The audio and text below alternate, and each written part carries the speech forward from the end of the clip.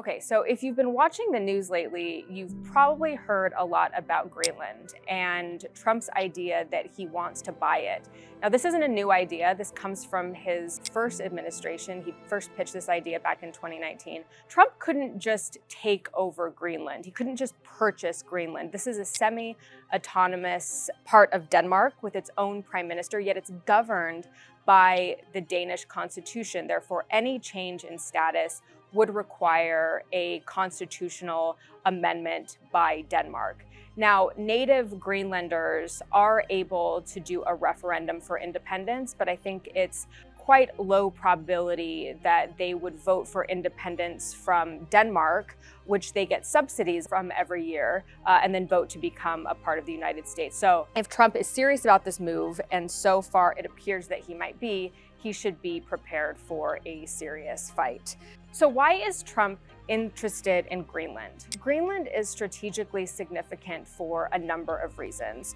First, it has minerals, natural gas, and incredible oil wealth. So according to the European Commission, 25 of its 34 critical raw materials are located in Greenland. For Trump, the global competition, the global economic competition with China is extremely important. And so far, China controls the majority of the world's critical raw materials. Second, the Arctic is also a geopolitical hotspot. According to the Arctic Council, the loss of ice in that region increases the time that certain shipping lanes in the northern hemisphere can be navigated during the summer months. Because in part of melting ice, shipping has increased by 37% in that region over the last decade. So economically, this is a super important region and something to watch closely. And then finally, Greenland is home to the United States' Pituffik Space Base, which permanently houses both the US military and its ballistic missile early warning system. So the shortest route